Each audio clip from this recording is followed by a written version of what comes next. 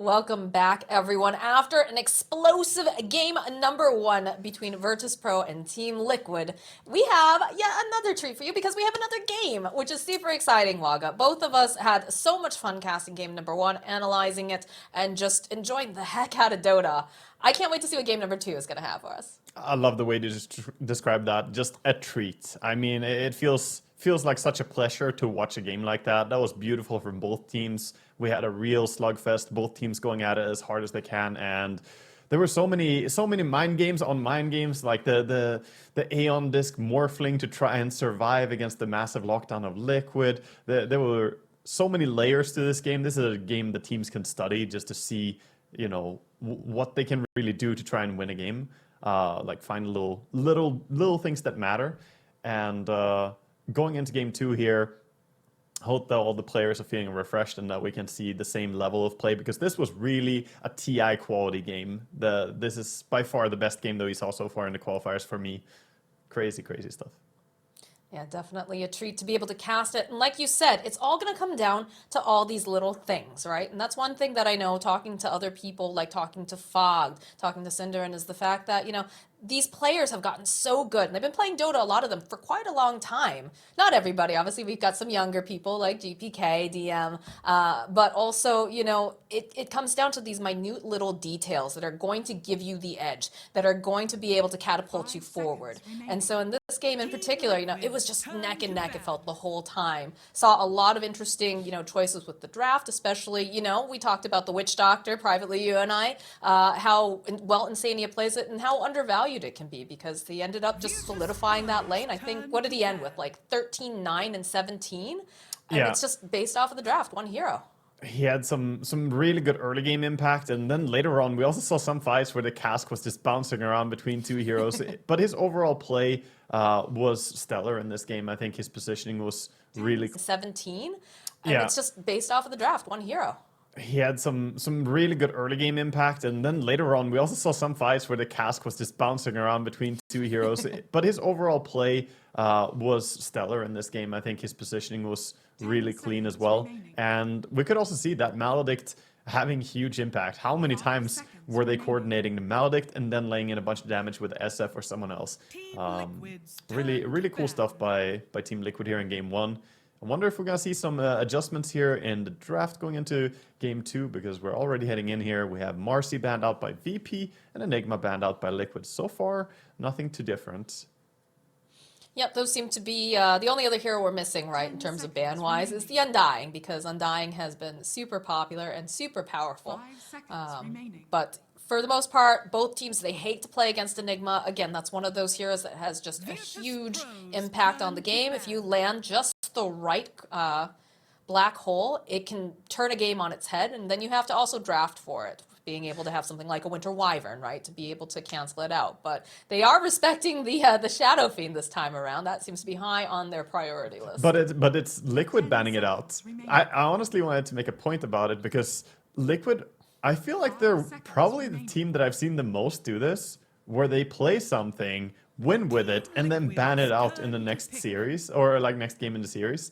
I feel like they do it more than any other team, and it's just funny to me.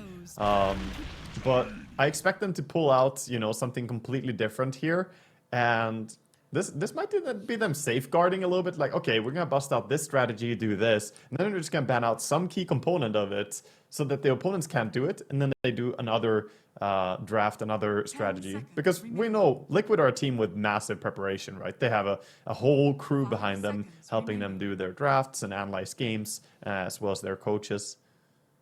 Speaking of coaches, I'm concerned that Will's going to fall on top of Matu here, the way that he keeps leaning in that chair. Don't hurt him. He's close to retirement. It's like those old cop movies, right? Like, getting too old for this sort of thing. But, or, I'm supposed to retire tomorrow.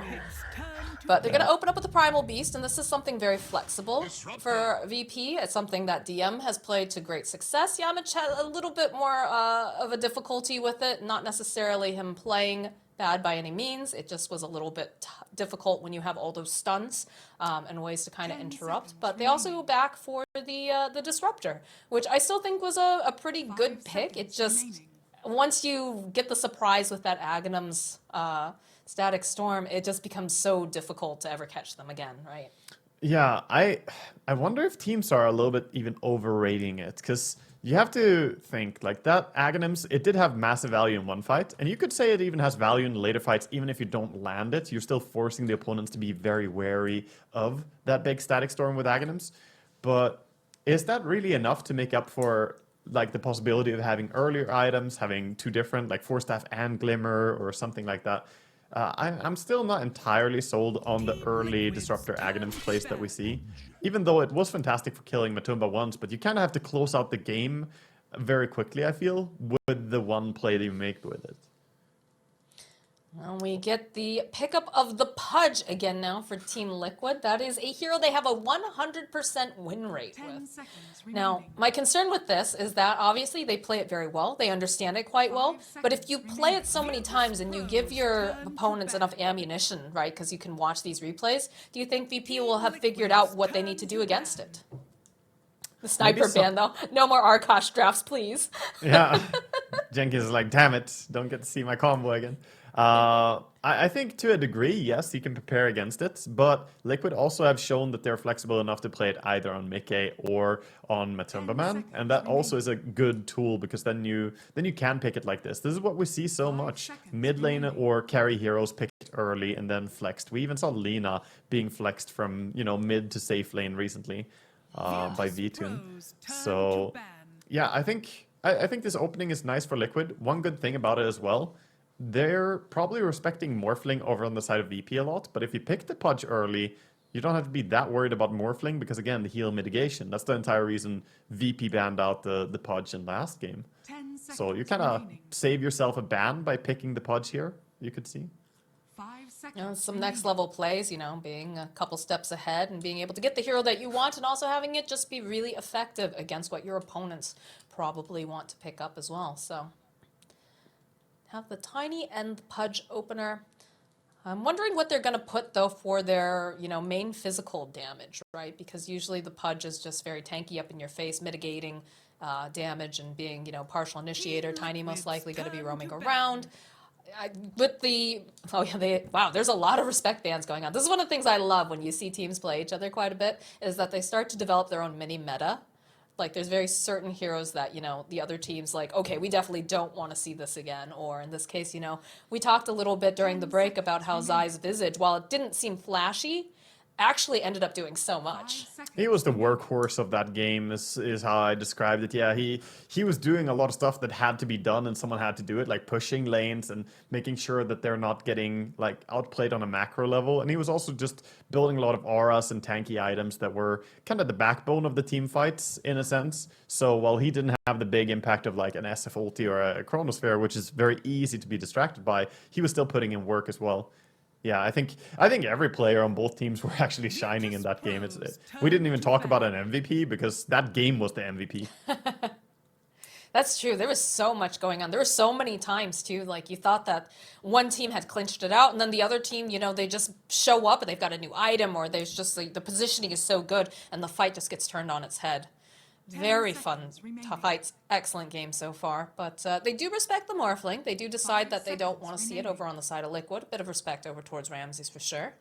Yeah, I think that's smart. He was having tremendous impact, and he was definitely trying his hardest to pull VP over the finish line there. It didn't quite make it as Liquid closed out game one, but I think it's smart. If you see someone playing that good, like Ramses did on Morphling there, just take that hero away. Even if you have the Pudge Aghanims and potentially Shivas down the road, there's no guarantee that you're going to be able to play around Pudge Power Spike. Maybe Morphling comes online fast enough, and then you're in trouble. I do get a little bit of a different pickup now for the side of Virtus.pro. They're going to opt for the Death Prophets. The Spirit Siphon, pretty nice against, you know, some of these tankier heroes with percentage-based damage. Gives you a little bit of teamfight tower pushing capability, and a silence is pretty nice to have on top of everything else. I like her ulti against Pudge as well, even though Flesh Heap can kind of block the instances to a degree. I like the ulti because it's such a tremendous damage ulti, and it's a good way to deal with Tiny and Pudge, who are quite tanky heroes that we see drafted by Liquid so far. Also gives them something that VP sometimes have been lacking in their drafts, which is doing tower damage in an effective way. Something I always look towards in a draft. If you're low on it, it can honestly become really hard to get the advantage you're supposed to get. And over side of Liquid, we see the same thing there, fixing some tower damage, bringing in that Lesh rack. Virtus.pro's turn to pick. Ooh, a Shadow Demon. Okay, interesting. Give them That's a little hard bit of a counter. save. Yeah, and no, it's just not just a save, it's a hard counter to DP as well. She wants to run around in the fight, and SD ulti makes it impossible for her to move, so it's a really, really great way to stop DP from murdering people and just running around. So I like that. It's also a hero that Liquid seem to favor quite heavily, and of course they have synergy. You can disrupt into Leshrac stun now, and SD ulti into hook. They play into their own draft a bit too with this. Now, hear me out. I know it's not as popular as it used to be. You still see it occasionally. Is it possible that they might flex this Death Prophet? They might try to put it in like a support position, maybe give a higher farm priority over to the Disruptor, and then put DM on the Primal Beast. I'm not sure about giving more farm to Disruptor. I think the +4 DP, I'm completely down with that, and having DM perform on his Primal Beast as we know he can. But I do think I prefer... Yeah, maybe it's a smart way to react to the SD, honestly. When you see SD and his ulti, it can be problematic enough that running a core DP can be a bit dangerous because you're not guaranteeing her impact. The SD can stop her from so far away. So putting her as a +4 would be one way to approach it where, okay, SD, you're countering her, but that's just a support you're countering. Yeah, that was why I was wondering if they would do some sort of a flex with it, with that pickup, or maybe a bit of a bait, right? Because again, we have seen the Death Prophet run in more of a support position. Seen it, actually, honestly, over the course of the time recently, we've seen her be a +5, +4, +3, to not so much the +1, but you know, you do have that capability. So be interested to see what they opt to do. If we're going to see, you know, a run back, we're going to see the Disruptor still being played as the 5 and then the Primal Beast 4. I would love to see DM on the Primal Beast again, honestly. I feel like he does such a bang up job with that hero. But again, it all comes down to, you know, what Virtus.pro, if they feel like they need to adjust, or maybe they're just very confident. Maybe they don't care. Yeah, I think I would prefer to see DM playing the Primal Beast for sure as well, because he shines so much. I wanted to talk a little bit about this Ember pickup here. I think it's a very, very clever pick for VP, because the lockdown on Liquid, yeah, they have some chain stun with the SD disruption into stun from Lesh, for instance, but even that can be sleight of fisted out of unless it's completely perfectly timed. And a lot of Disable is just not that good at catching a Spirit right now. Tiny is not fantastic at it. Pudge is definitely not good at it. Lesh is quite horrible, and SD can't do it on his own. So I think this was a clever pick by VP. Virtus.pro's turn to ban. All right, well, it seems like they think that this is, again, going to most likely be a safe lane, a mid pudge because of the bans coming out from the side of VP. Again, you can flex it. We saw in the past, I believe, what was it? It was Mickey who was playing the pudge, but then you had Matu on the sniper, kind of moving some things around. So a little bit of a guessing game too coming out from the side of VP, but I'm gonna see those couple very specific bans. Obviously, the Lifestealers, they've played it before within this qualifier, and then the Darkseer too was something that they did quite a bit with. Lone Druid. Okay, that's funny that they have that come up because I'm pretty sure they banned Lone Druids 4 times already in this qualifier on the side of VP. Yeah. And also that Team Liquid have been banned against for this. Yeah. Matus Lone Druid is really, really good. I wanted to suggest Lone Druid before they picked Lesh as a pick for them as a potential safe laner if they're going to run mid pudge. But then I kind of just phased out on that he was still an option as we're all the way down here on the draft. But yeah, this works quite well for Liquid, I think. It's a hero that can deal a little bit with the DP running in. You just send a bear on her, and possibly you get an entangle, or you can fear her away. I think this is a very well-rounded draft as always by Liquid, but I wonder how VP want to respond to this. Yeah, I'm a little concerned because usually you want a decent amount of burst, and you want enough damage, right, to take down this Lone Druid Spirit Bear. That's going to be an issue. And I'm not sure if they are going to have that in the spades that they need it necessarily with what they have so far. But the final pickup is Nature's Prophet. Okay. Okay, Gives so them some more probably, push. yeah, a carry Furion here is what they're going to do. It was very smart by Liquid as well to ban out Lifestealer, by the way. It would have been a great fit for VP. Normally when you pick Lone Rid, you don't want to play into a Lifestealer. That's a tough one. But they're going to go with the Furion. So now they have, again, a draft that I really like on VP as well. I think we're... if the previous game is any sign to go by, then I think we might be in for one hell of a ride here as well. I like VP's draft. Whoa, I like Liquid's dude. too. So we just switched away from the draft screen. Sorry, I got very excited. It's GPK Primal Beast. Oh, yeah, they're putting him. Oh, nice. Okay, that's exciting. Have we seen GPK play it? I didn't I actually personally follow... haven't. Yeah, I didn't follow VP entirely up until here. Thank you. Yes. Oh man, that's super hype. I'm sorry, I didn't mean to interrupt you. I just got super excited to see that because they are flexing it. I noticed that they were taking some time to decide who is playing what because also look at the Ember Spirit. Yeah, Yamich is going to be playing a support Ember here. They're really throwing a curveball at Liquid. This was definitely out of left field. I wonder if Liquid are going to be prepared for dealing with this. That means we're going to have Primal Beast against Pudge on the mid lane most likely. And I think that lane is pretty Primal Beast favored because he just does so much damage with the trample when he gets close. I love this. I love the fact that they've opted to, switch up some roles, do something different.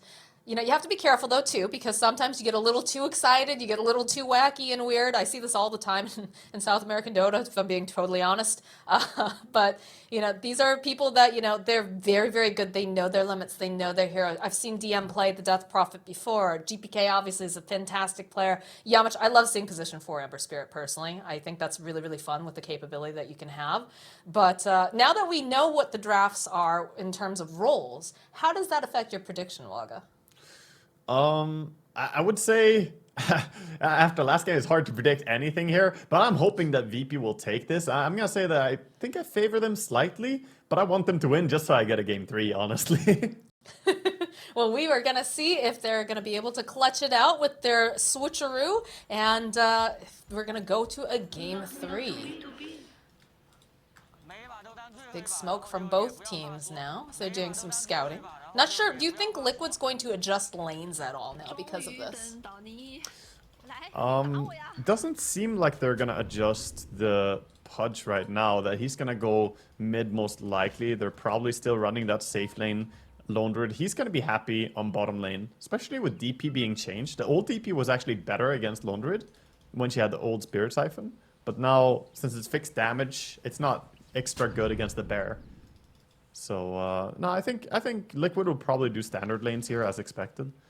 Might look for a first blood a bit because they have 3 heroes that can really play into each other: the SD, Tiny, and Leshrac. That's fun, Yamich says. That's fun. I like it. I will say that we've seen a lot of very friendly alt chat in all the games that we've casted so far, especially coming out from Wildcard. Divine Llama's a very chatty person, I think. He was talking to everybody in a lot of his matches. Just glad to be there. Yeah, we've seen some unfriendly alt chat in the pubs as well. Yeah, that's not great. Let's not talk about that. Let's stay positive. Alright, rune snapped up. It's going to be an even split this time. They begin just with chasing Yamich. Do we have a good name on the Spirit Barrel? Oh, it's Eldoge, that's right. I remember, was it Koifaz who's named Mickey-Vu? I'm named it not after sure. Mickey. Can't remember. Beautiful. Always fun. I do like this one ward over here. This is something that we see a lot with Virtus.pro, where they opt to put it on the eye spot to keep an eye on any sort of stacking, any sort of rotations, and also the rune. Yeah, it's nice deep ward. You might get some courier snipes with it as well.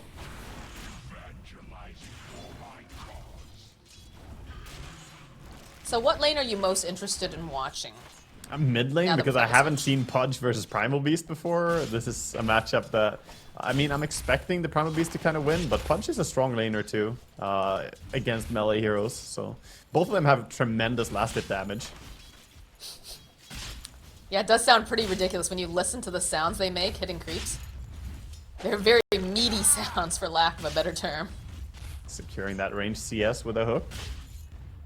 Surprisingly even skilled hook, actually. A lot of mid-pudge will straight up not skill hook. But did use it earlier for the fighting. This bottom lane seems like it's pretty difficult for DM currently. Insania is doing a good job with the harassment. Matu's getting a lot of space to be able to go and hit these creeps. Yeah, Insania is trying the best he can, but I think Ember is a little bit stronger in the 1v1 just for trading hits, and will get even stronger once he has level 2. The Sleight of Fist is going to put a lot of hurt on SD. A little bit of that disruption, again just harassing using those illusions. Box is killing the tree grab level 1 just to help with the CSing and fighting from afar, so not playing into the combo necessarily super early, but focusing on winning the CS harder here. This feels like our helping only out. slightly traditional lane is this top lane. Oh, Good the damage. avalanche. Oh, this is not looking good for Grantsies. He's gonna fall, and so is eventually Hakoda, I think. Maybe not. Maybe he's gonna survive. I mean, they're hunting real hard. Nope, there it is.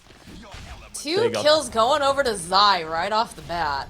Yeah, Boxy, he had Avalanche ready, and they did not respect that. They stacked up too much, and there we see the combo. Just Avalanche into Split Earth. They get both of them. Big mistake there by VP playing too close to each other and getting punished immediately. Okay, so question, right? So we've got Nikkei over here in the mid lane, so they put a little bit more pressure over on the bottom lane. You said that they don't usually go for the hook on the mid pudge, but I definitely just watched Mickey use it as a means to go and just grab the rune. Is that something of a consideration for why he might want to do that? Because that's less time he has to walk to those runes? He skilled it during the bounty rune contesting, so I mean that's the reason he got it. I would say if it wasn't for having to do something on the bounty rune, then he would much rather have had 2 points flesh hit, 2 points rot early. Okay. Well, he's making the best out of a not perfect situation as Boxy again gets a kill. Over on Makoto and Insania, they're just all out, just brawling in these lanes. DM ending up dying to Insania.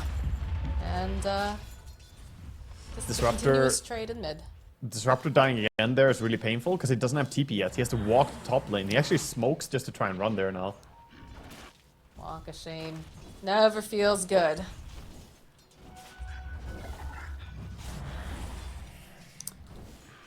Looks like GPK was able to grab the bounty rune over from the Radiant side.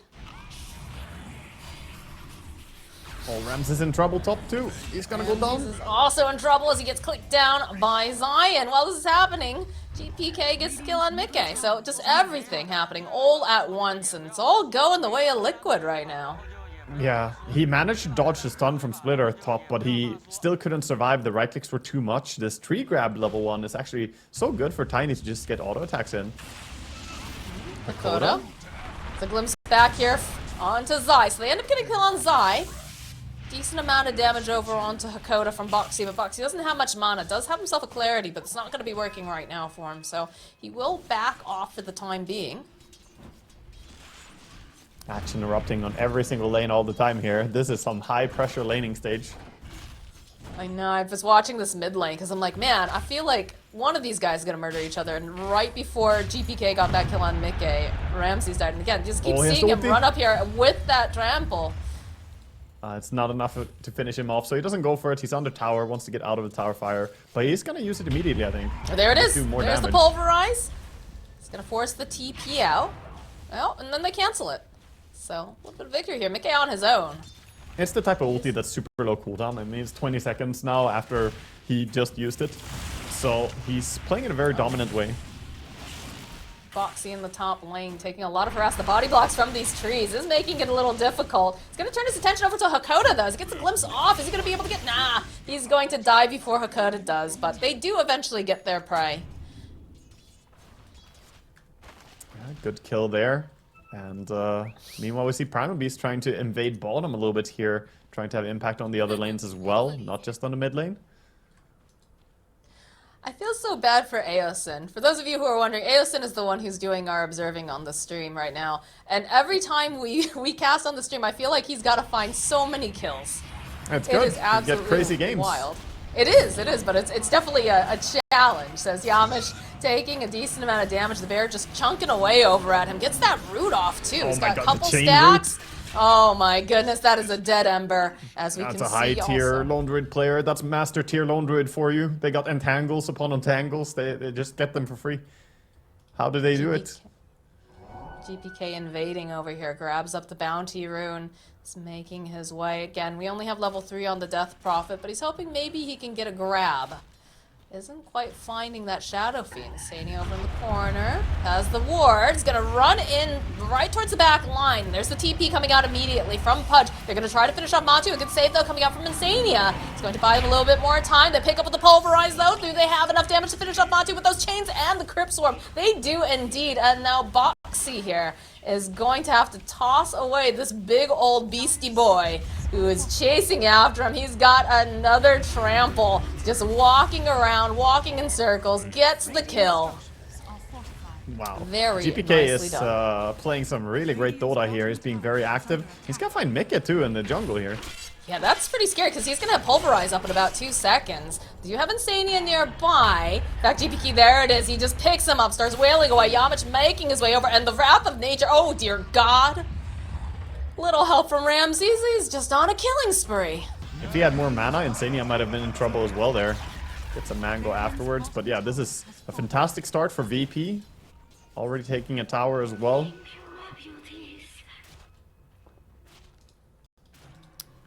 Yeah, I mean, usually, you know, if we see, like, it's not even 10 minutes yet, Waga. Like, look at the kills on the board. They've already taken one of the towers. Like, I feel a lot of the times whenever we see this much brawling early, it doesn't result in an objective necessarily. But it just feels like VP, all of a sudden, they just hit mode turbo. It's a good thing for VP too, because in this game, DM is not having the best farm. So the fact that GPK is dominating as hard as he is giving him some time to recover.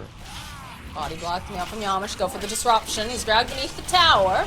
But you've got Ramses here. So Yamish, it looks like he's going to end up dying, but they just run on through. And now Mickey is in for so much trouble because GPK just stomping all over Boxy with the toss up into the air, trying to burst down here. GPK taking a lot, but has the Pulverize just out of range of the tower. It gets a little bit closer.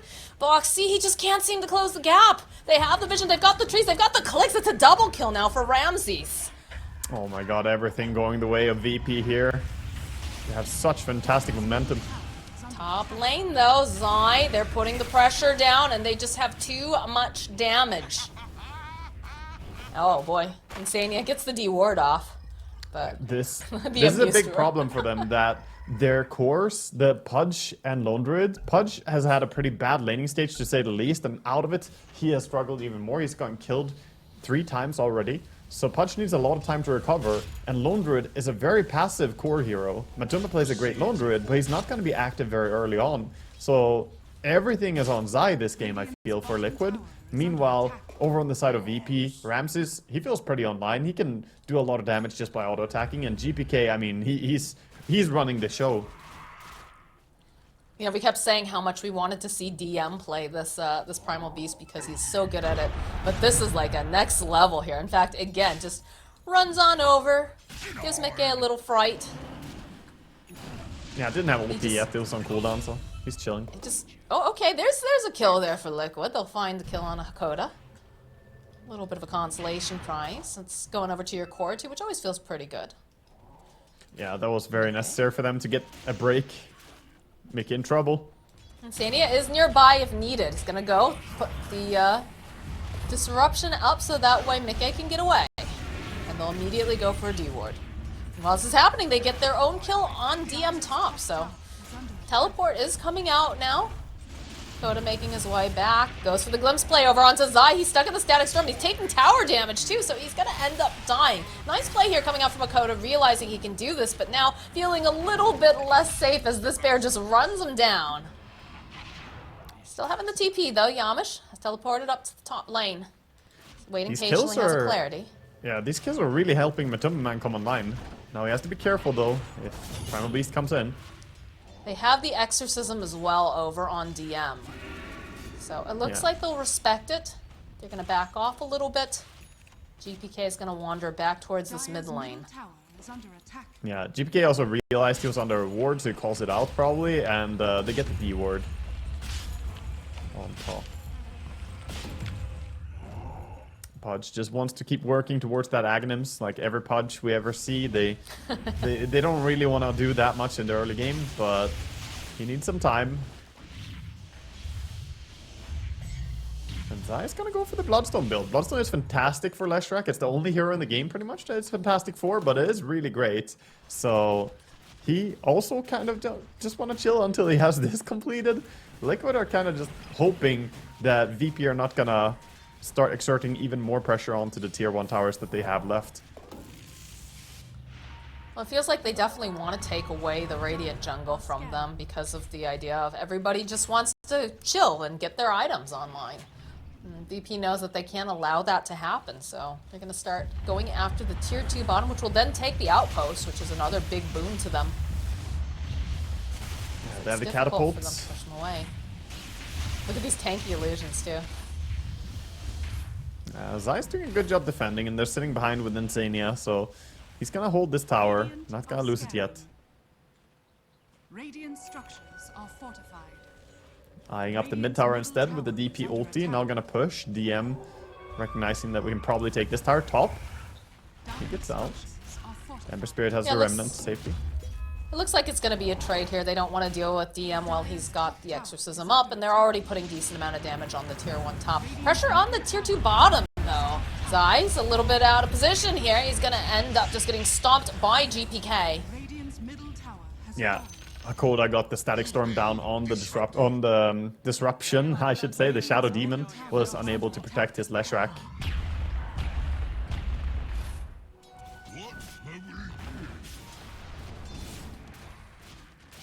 This has proven to be a bit more difficult now for the side of Liquid. They don't have as much land to be able to have control of. When you've lost that tower, when there's constantly pressure being placed down in this bottom area.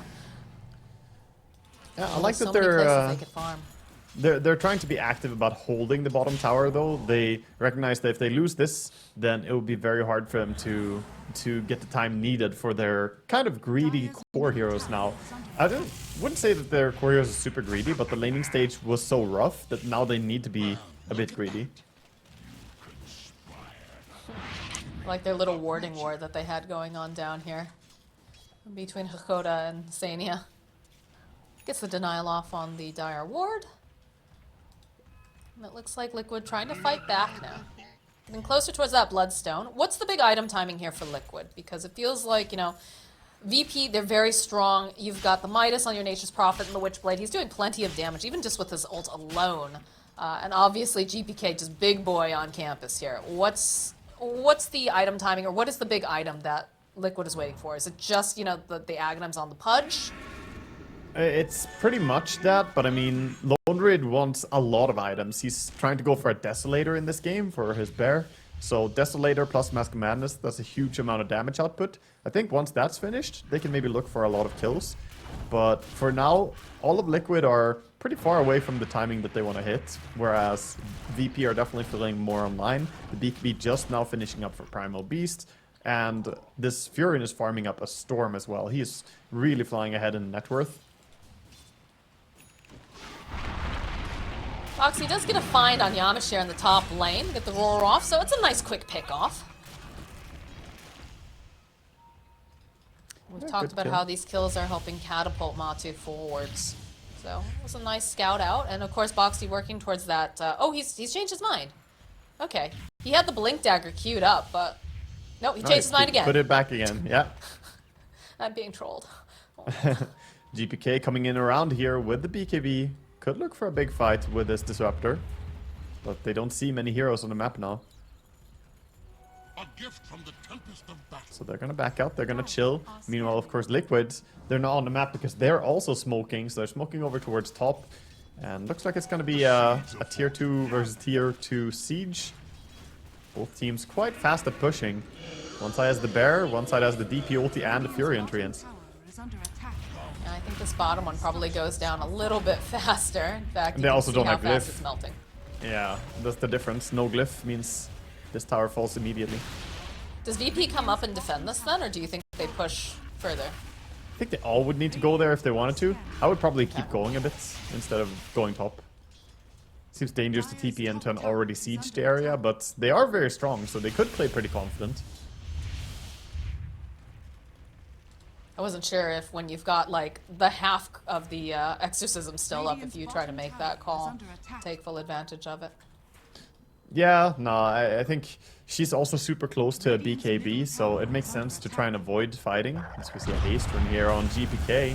Uh-oh, Bear! Oh no! Eldoge! Eldoge!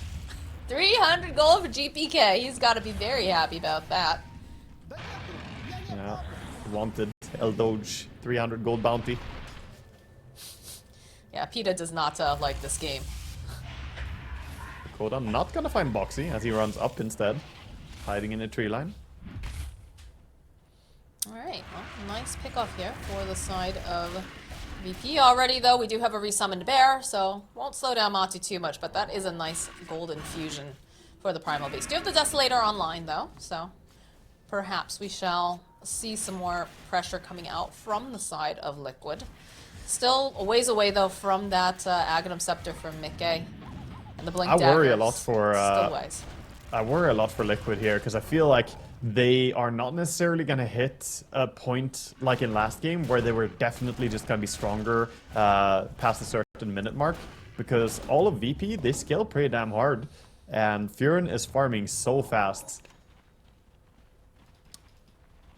Sometimes I feel like Pudge becomes like a little bit of a liability. Like it's a calculated risk that you take when you bring him into your draft, just because of the fact that yes, he can become very powerful, but he's gotta have enough time to get the farm he needs, and he's not the fastest of farmers, really.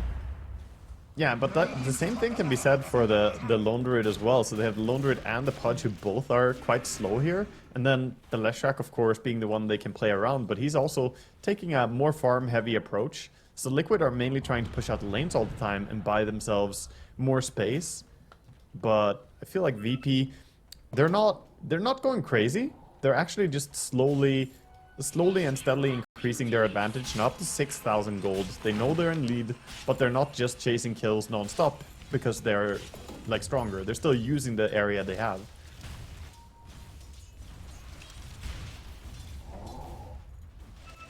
Yeah, triple BKB done now on the side of VP.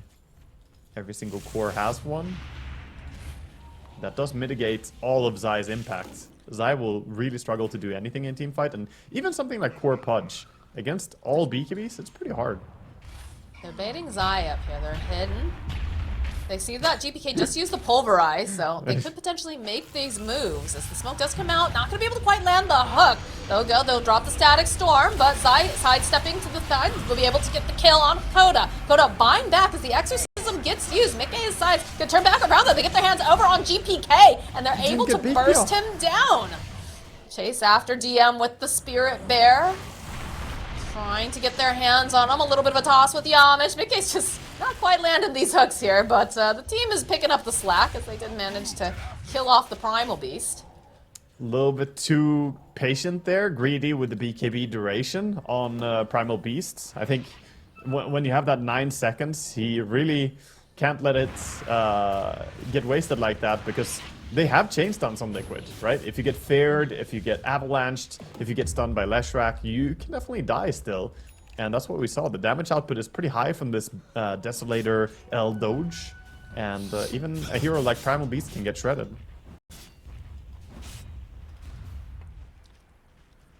Well, I think that definitely propelled Liquid forward after that fight, and it's this poor little Disruptor ending up buying back.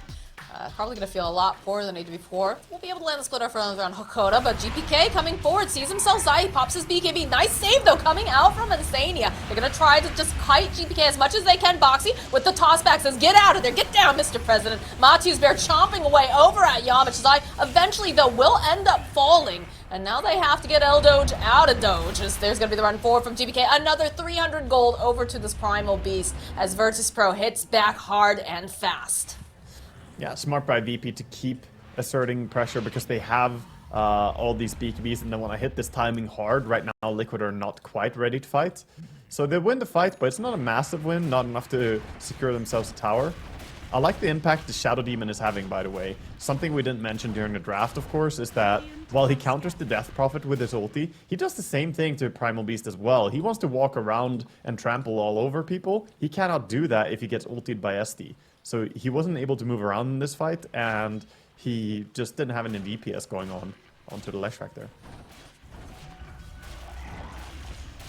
It's always nice to have something that pierces magic immunity as well, so very smart pickup for this game. Yeah, he also went with the super early Aghanim Shard, similar to playing the SD to Witch Doctor. You go Shard first item, so now he has the defensive Dispels available. Pretty great against this team of VP, against the Silence, against the Searing Chains. Alright, this is big. Mickey just completed the Aghanim Scepter. They're in the Roche pit. They're going to want to fight this, and they have no idea. Okay, the smoke does pop on Zai. They are aware of what's going on around the pit. They still don't know who else is there, and they don't know that the Ags is completed, although I'm sure they have a general idea. Question is, how do they want to approach this fight? Radiant's bottom tower is under attack. Yeah, there's a lot of creeps on bottom. Someone has to go and react. They're going to go with a Pudge. So that means the top part of the map now is pretty free for VP to contest. Oh, they use the Exorcism. Yeah, Pudge is Alright. running back. Maybe they can be there in time. Run! Run, Pudge! There's the toss back, though, over onto Yamich. Immediately follows with the Avatos to get a root off. Yamich is no longer available. Zai sitting outside of this Roche pit. Tries to go for that splitter. Not going to be able to quiet land it, but Zai gets trampled on his way through. As he's going to have to use a Yule to try to survive. Hakoda will end up falling. They're doing a decent amount of damage, though, from GPK as he gets onto the backline. They get the kill over onto Zai, but Matu runs into the pit, manages to get the kill on Roshan after all those Exorcism ghosts are done, and gets himself an Aegis to boot. Oh my god. Nice, nice that would have been so attempt. sick. That would have been so sick. That would have been Nope, cool if he caught GPK. him. A little bit out of that range. That was a really smart play by Zai, just going in there, running into the Roche pit, even though he knew he probably will die for it. There are BKBs on the side of VP. He can't rely on his spell Lifesteal from Bloodstone because he won't do any real damage to the heroes. But he had to go in there just to contest the Roche from going down, forcing those BKBs early. And in the end, Liquid are able to take a great fight on the back of this move. Alright, well, BKBs are now on cooldown. It looks like almost had the Assault Cuirass for the Nature's Prophet. GPK looking to go and get himself that Blink Dagger for better initiations. Still a 6k net worth lead for the side of VP, so they're definitely still strong. But it feels like a little bit scary as Liquid makes some of these moves. Okay, alright, there we go, Mickey. Mickey lands a hook. Doesn't manage to finish him off, though, unfortunately. Yamich still alive when all is said and done. Dire's top tower is Yeah, under he attack. manages to get out. One good thing about the Pos 4 Ember is he's very elusive and hard to lock down, so he gets out. But looks like Liquid are finally going to be able to get themselves a tier 2 tower. Only a second tower they claimed in this game. So they are behind still in gold, but they have more gold to claim on the map in terms of towers. And they're strong enough to do that now with the Aegis in their hand. Ramsey's completed the Assault Cuirass. He's just going to do Nature's Prophet things. He's going to try to make them respond, push them home if possible. Dire's structure Who's most likely? Is it just going to be... Are we going to see Zai pick up like Boots of Travel and try to... Ooh, okay, Wrath of Nature hits pretty gosh darn hard over there. Dire's middle tower has I wouldn't be surprised to see him grab travels like fairly early to be able to go back for this, but he also has items that he wants. He needs a lot of things. He wants the Sanj and Kaya, it looks like right now, to amp up his lifesteal and make himself tankier too. Oh my god, that tower melts. Dire's middle There was a tower there. has fallen. Yeah, the Lone Druid is getting real strong. He also has the Shard on Lone Druid now. It's one of the best shards in the game, I would say. It's insanely useful. The Savage Roar, bonus movement speed, bonus attack speed, and it also gives you the Dispel. Definitely very valuable. We saw just how fast that you can move with this bear with the attack speed. Alright. Smoked up over on the side of Virtus.pro as they make their way towards their jungle. They know that Liquid is there. They do not have Boxy. So perhaps they can take advantage of this as Mickey hiding in the Ooh, tree VP in line. good Will position. Deville over here. Jump forward from Mickey, but the silence coming up from Hakoda almost instantly. Go for the exorcism play. They're trying to get as much damage as they can over to DM, but it's not looking too good as Insania over on the back lines is going to end up falling. Matu, that Aegis going to get used. The hook from Mickey, but there's going to be the pulverize from GPK as Ramses, though. Split Earth cuts him out over here from Zai. They'll be able to collect that kill. And now DM, he's out of mana, but it's doing a lot of damage with these ghosts. Zai has to be so incredibly careful as the slide comes through from Yamich. Will be able to clean him up. They're Okay, going now to they have push to back back the up. side of Liquid. If they over pursue, perhaps they can turn around, but there was just too much power going on from the back lines here. Promising start there for VP. Their positioning was good, but very fast reactions by Liquid. Everybody's scrambling to get to where they needed to be. They get the Lone Drain ulti out in time as well, so he cannot really get killed as easily. And Zai had big impact in that fight again. He did overextend a bit towards the end, though, feeding away a kill. Could probably have played safer, but VP struggling in these fights right now. Do you know if he... Okay, 1 second. Hold that thought as Insane. He's going to have to protect himself. Mickey's here, though, but the pulverize, he just gets beaten down with Mickey's body. They turn it back around, though, and they'll be able to use that dismember.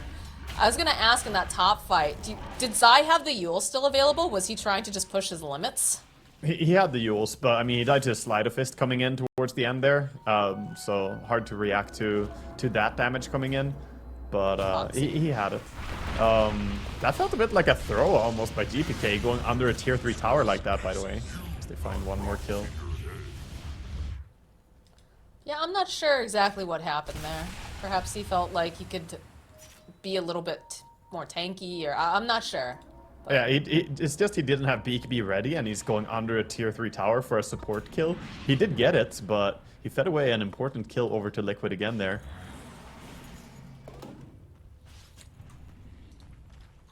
Alright, well, what do we have? Any new item updates? Dire's bottom tower is under attack. That Hood of Defiance over on Mickey. She's got the blink Dire's she's bottom had. tower has Poor fallen. Insania has had like the same items for don't know how long. Hakoda though, again, big dreams for a little disruptor. Yeah, Does have the point booster and the Dire's ogre. top tower is Nice. under Yeah. attack. almost full Assault Cast coming up soon for the Lone Druid here. He only needs 700 more gold. Do you have the Shadow Blade over on Ramses now? We'll be able to get perhaps better positioning.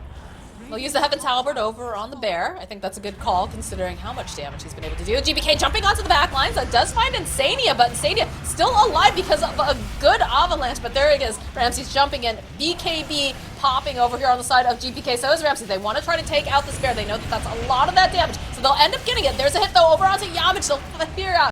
Get that kill again as Matu sitting so very low. He's trying to survive, but GPK, he runs through. They'll be able to get the kill. Ramsey's ticking down from too much damage coming out from Zai. They're not able to take him out fast enough. Mickey barely alive over here on the two-man side. fight. Look at that beautiful split earth as they clean up two on the side of VP.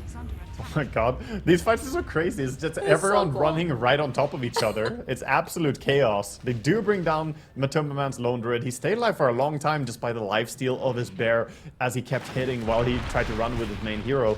But Leshrac was the uncontested hero in this game, or in this team fight. He was just doing all the damage. Yeah, let's look at this replay because I definitely want to watch that last bit of the fight. So the Static Storm doing quite a bit here. Got the double silence out too. Chase after the Bear. Are scanning. The split earth though, hitting over onto two, popping the BKB over on DM. Like, yeah, look at that. Finally they clean up Matu. They finally get him. But this is a big moment coming up over here on the side. As the Yule's coming into play. Hakoda's there, the split earth. Mickey jumps forward. Man. He Look at tumblers- Aiden. Hakoda The tumblers excitement. toyed into the Yule Scepter, by the way. He was trying to reach something else there, and when he tumblers toyed, he was right next to the Yule's ending and just got split earth. So it would just have been a one-man stun, but he kind of hopped into that one and made it a two-man. I'm sure he's kicking himself for that. He's probably Yeah. trying to like get a save off or something, but sometimes that's what happens. Yeah, tunnel vision will get you. Well, indeed. Only 1K net worth lead over to the side of VP at this point. VP were in such a dominant lead early on here, but Liquid, we talked about how they wanted to be greedy and take the time to farm up and get key items. They're hitting a lot of these key items now. They're, you know, finishing up the full BKB, Aghanims, Hood, and Blink on Pudge. He's starting to look like the absolute unit that we can see him become. And he scales really hard into late game. But this game, what surprises me is how Zai is becoming a pretty dominant force in these fights. Yeah, it feels like a lot of the times he's just being allowed to run around in circles and not necessarily get focused down. Whereas in the previous game, you know, there was a lot of priority over on the Visage, it felt like. But this time, he's definitely getting the chance to shine as they'll find an opening on Hakoda. And that's a nice pick-off. Now, I do have a question for you, because VP was looking so dominant early game. What exactly happened? Were they just not aggressive enough? Like, I felt like there was plenty of aggression, especially coming out from GPK, but they kind of slipped up a little, I feel, like, with their timings, because now Liquid has had the time to get the items that they need. Zai blinking forward. Oh my goodness. Running right in. Mickey, though, looking for the hook. He's going to get science. Turns back around. Has the dismember over on DM as they stun GPK up with an avalanche. BKB's coming out from both sides now as Foxy in the middle of everyone. They drop the static storm. They'll get the kill on Foxy. Mickey also going to fall now because he went very early on. Zai, though, again, look at this guy. He's being allowed to get so much out of these fights as he's chasing after DM and GPK. A little bit of a save over on the backline from Insania, trying to keep Matu alive as Zai splitting this fight, but Matu gets held up into the trees, not going to survive as now Zai, he's gone too far. He's too far alone. He is going to end up finally falling, and Virtus.pro will hit back very nicely with this fight. Wow, Ramses was completely enabled in that fight. He was able to just stand his ground and right-click. It was a pretty hard ramp to go up for Team Liquid. It's always dangerous to go from low ground to high ground because you get squeezed into these tight ramps, and it's difficult when the opponent have a vision advantage over you as well. But Ramses on his Fury was just allowed to stand there and auto-attack non-stop, and he pretty much beat down everyone in that fight. Now, I have a question for you, because I just noticed this during this last fight. I think he had it a little bit earlier, actually. We do have the Ag Scepter picked up now for Primal Beast, and I know that you weren't 100% sold on it the last time you saw. Yeah, I'm not completely sold on this Aghanim Scepter, but, you know, I have only seen it so many times, and the question is really what other item would you want to go, I suppose, as he already has the Kaya Sanj, Blink, BKB, and you usually don't need too much more on a core Primal Beast. Like, there's no one crucial item.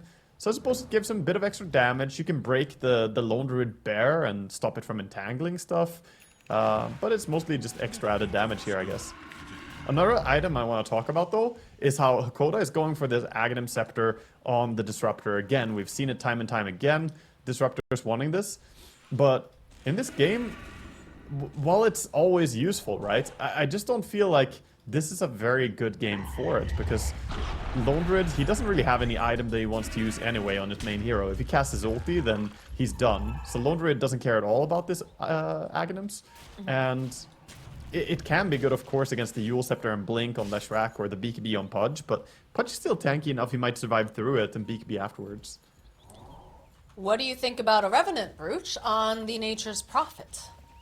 Wow, a Revenant Brooch competitive game. Here we go. I have not seen this item used too often. He did go for the Witchblade pretty early on, and of course it's a natural progression for him to just upgrade it here. This is him wanting to hold on to his Midas a little bit longer, you know, and not wanting to sell to get another item. The Brooch is, you know, gonna give him some extra damage output, especially against high armor. Oh my god, Insania just absolutely melts. Mickey, though, following up with the Dismember. Zai using that Eul's trying to keep himself alive a little bit longer, and he's doing plenty of damage. DM, he's somehow still alive, as they do finally manage to get the kill on Zai. Gonna chase after Mickey and Matu. They'll end up getting him treed. He can't move. He's held up. He cannot seem to get away, as they'll end up losing Zai. They end up losing Matu, and they end up losing Mickey. A brilliant surgical strike from the side of Virtus.pro, as they'll be able to take this tower and start pushing into the high ground if they like. VP are doing it. That's beautiful. The double damage rune on Primal Beast is actually very terrifying, because you saw the trample damage? He just deleted the SD. Oh, poor Insania. It just literally just got stomped underneath his boot. Yeah, and now they're dead for a very long time, so it's only Tiny and SD around. They can definitely take mid racks, probably gonna go bottom racks as well. This is bad news for Liquid. Their chances of hanging on to this game are pretty slim right now. The chance of us going to a game 3 is pretty exciting, Waga. Yeah, I'm definitely down for it. I'm all in. Go. Pop the fortification. They pop the drums too. You can see Yamich throwing out the remnant. He's gonna back out for the moment. Oh, Roche And is up. already Ramses over into the Roche pit. Just wailing away, waiting for the rest of his team to come and assist him. Yeah, he doesn't even need assistance. He's gonna be almost done with Roche by the time that the rest have made their way over here.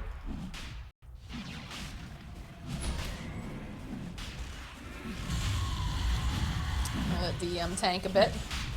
But yeah, this is a Roche and an Agnum Shard, so... Yeah, Radiant's probably top gonna tower has fallen. Probably gonna take the shards. Who takes it actually? Does he use it for himself? Usually carry players. We just take the shard, you know, if we see a chance to take it. If you play core, you Jerks. just... Yeah, I mean, it doesn't matter. Your shard is useless. Oh, I don't care. Fury shard is okay, but I don't think it's actually useful here at all in this game. But he's still gonna pop it, of course. It's the core player mentality. Mm-hmm. Disgusting. No. Dire are scanning. Can you tell I'm a support player? A little bit, yeah. Little bit. Me. Alright, like- well... Seems like they're gonna go immediately now with 20,000 network lead. At least put themselves in an aggressive position to squeeze out Liquid from getting any farm on the map. So Liquid are now confined to their own base here. That is very scary. So, what is the play here? How does VP want to approach this? Do you just go in there guns blazing because you've got an Aegis on Ramses, or do you want to try to get some sort of a pick off first? What's the play? I predict they're gonna be patient and wait exactly 2 minutes. Maybe 2 minutes 30 seconds here, but 2 minutes at least before they go. Because Alright. using your Aegis, the best way to use it is to not go immediately, because then you might lose the fight, you might win. But if you're just holding on to it like they're playing right now, you see that Liquid don't want to go out and contest because you have the Aegis over on the side of EP. So you want to enjoy the safety of Liquid being scared and not stress. But then when Aegis is about to time out, of course, you still want to make use of it, so you want to push high ground right around that timing. Radiant Looks are like they're scanning. baiting Mickey a little bit. They put him out front. They've got a smoke around him, hoping that perhaps VP will see him out of position and try to make a play. But right now, it doesn't seem like VP really care because they've used the exorcism. They've dedicated themselves to the tower. They've got Enough the waiting treants. around. They want to go. Hutch, sitting in the corner. Oh, a little bit off the mark. They're very close to grabbing DM. Radiant's top Tower will go down. DM realizing there's Mickey over here. They'll drop the static storm, and again, Mickey doesn't care too much, especially when you've got that save coming into play as they jump onto Insania on the back lines. Not gonna be able to quite finish him off though, but they do go for the refresher. The hold over onto GPK though looks a little bit scary as the bear just chewing away, but they need to get more damage because Zai, he's sitting so low and he's putting out as much bursts as he can. Does have the heal up. They'll end up finally taking down GPK. They're chased spell after lifesteal. Yamich. Yamich is not gonna be able to just fight and stand toe-to-toe as Ramsey man-fighting against Zai. Again, that disruption doing so much. A hit over onto Ramses. Okay, that's going to be the first life. Toss back up into the air. They're going to be able to finish off Yamcha. They're waiting patiently. Split Earth off over onto Ramses. Plus the Dismember. Liquid defend their base and end up losing 3. All 3 of their cores are down. Oh my god, I'm like hypnotized by the HP bar of Zai just going up and down in this team fight. It's crazy. Insania with a double save. That first static storm drop there, by the way, that was the Aghanims. And it had absolutely no impact because Insania just disrupts his teammate, of course. He's sitting behind with long cast range from Psychic Headband and Ether Lens. But again, Zai being able to play so confident when he's supported by this SD. You can see this fight in the replay again. It starts off, it's looking pretty good there. Oh, they're for the going side high of ground right VP. now, They though. are indeed going high ground. They might force out a buyback from GPK or Yamich. I saw the Ember early and I think I said he was a core, but not used to seeing the position for Ember in this particular patch. Yeah. And might not have too much success in this game. Toss back. Ooh, toss back on DM, drops the silence, but they've got so much damage, it doesn't matter. DM is just trying to climb himself away, but they have the damage. He is dead for 79 seconds. He could buy back if he wanted to. We'll see GPK on the Primal Beast. He's going to be up in about 6 seconds. Matumba says go throne? They're going full throne. Yeah, they're thinking about it. They need to get a little bit more damage over here on the tower. That will force out the buyback on DM. DM, he does not have the exorcism up for another 10 seconds. The chump, though, coming out from GPK, toss up into the air from Boxy, trying to keep Insania alive. Not going to be able to quite do it. He picks up the bear, starts slamming him back and forth, but look at this damage coming out from Zai. He's just dancing circles around. He gets the kill on GPK. They do have buyback. They'll end up losing Mickey. It's not looking good now for Zai. He is left all alone. He's trapped in the trees. Has another play here with the Yule Scepter, but everybody just keeping back with all these ghosts. They'll be able to take him out. That was really key by GPK, redeeming himself a little bit. I said earlier that he was making a bit of a throwing move, but this was beautiful. He goes in, assassinates again the SD. He has been really chasing down Insania, and whenever Insania dies first, it becomes much harder for Liquid to stay alive. He is a key component in this game, and after that, the damage from the Fury and the damage from DP is enough to secure the fight, even though GPK went down. Smoke play coming out from the side of Liquid. Now they do have buybacks over on Zai and Matu if they want to use them. VP though, putting some of that pressure down. They do have an open Ancient at this time. Curious to see if they're going to try to push this advantage, try to force some buybacks. I don't think But they it looks can. like they're shy. They're a little too scared. They're not really confident enough to be able to go up high ground against this because they know they're getting caught out, and with the buybacks they would be in a really bad spot then. So they're gonna get to respawn without having to use buy. This game is still on. 14,000 gold advantage for VP, but it feels like it's not even a big advantage. When we watch the team fights play out, Liquid are so strong still. It's a 60-40 split right now in terms of win percentage, but it's just neck and neck. It has been going up and down, and honestly, I love it. I love having this be anyone's game. You can feel the tension. These are teams, this is the last chance qualifier for TI-11. You want to stay here in this upper bracket. You want the easiest path to that victory. So you're going to do everything you can to stay here. I think right now, a big thing to mention, by the way, is the level 25 and pulverized duration talent on Primal Beast with a refresher and timeless relic. This thing lasts forever. Look at that. Okay, The bear doesn't last forever. Well, I mean, it's all right, but Matu now dragged back into that Agnum Storm. But Mickey finding the open on Hakoda, immediately going to be able to take out the supports. Now from the back line, Boxy separated that roar, though, with the Ags. Mickey thinking about going back in, but they have the BKB. They pick up Mickey, and they just shake him to death, as they'll end up losing the pudge. Zai, again, though, so far onto this back line, uses the Yules. He's got the health. They'll end up losing Boxy. They're going to try to burst down GPK. Do they have the Matu? Trying to close the gap, trying to do it, but he cannot do it fast enough. Not with DM right there, and they try to save him, but they cannot do it, as they'll end up losing Zai. Buybacks coming out from the side of Team Liquid. They're not ready to give up Boxy, finding the opening over onto GPK. They get the kill, but they're going to end up losing Boxy. He did buy back for this. Tried to make the play over onto DM. Weren't able to finish him off in time. Ramsey's doing so much damage over here. You've got Insania. He's hiding in the back. Zai going forward. He's trying to just get them off of these buildings. He doesn't want to allow them to house because they don't have buyback over on the punch. They don't have the pulverize onto the back line. They see Insania. They'll rip him apart, and even though Zai is healing, he just cannot heal enough. GG gets called. Virtus.pro proving why they deserve to be up here in the upper bracket. Radiant's middle tower. Big place by them, and not saving gold for buyback there on Matumba Man towards the end. He was buying out, trying to be as strong as possible, but yeah, this is finally closed out. This game was impossible to tell who was going to win until the very last moment. The team fights were so hectic. I felt bad almost for Zai in that last team fight because he just went in, stood there, and was like, "Stop murdering my friends!" And he tried to do anything, but the triple BKB on for VP makes Leshrac useless in the short bursty fights, and then he was